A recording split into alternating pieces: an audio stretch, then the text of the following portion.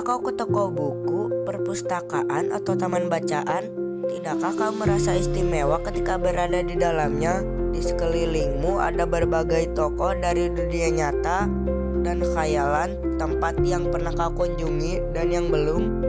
Informasi dan cerita masa lalu, masa kini, dan masa depan, semua berpadu, semua berada di dalam genggamanmu. Saat berada di antara buku, tidakkah kau merasa menjadi raja dan ratu? Ruang dan waktu seolah menyatu tanpa batas. Kau bisa terbang, melintasi sekat negara, dan melewati berbagai zaman.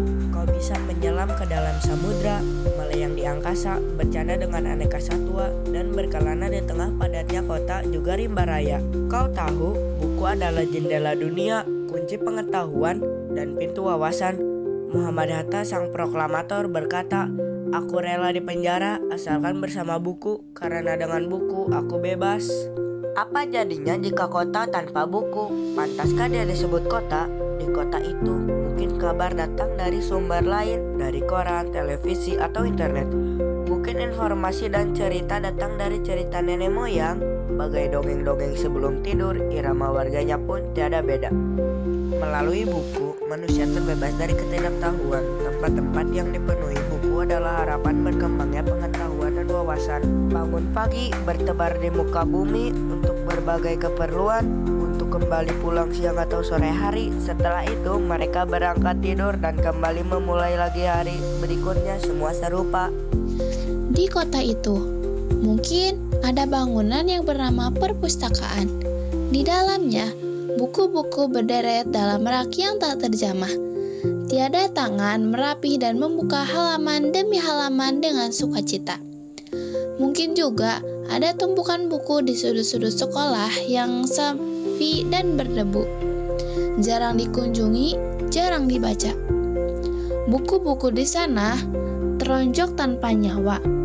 Bagaimana dengan kotamu? Mungkin kau tinggal di tengah kota yang megah, atau di gang sempit, di desa terpencil, di sisi pesisir, atau di kaki gunung.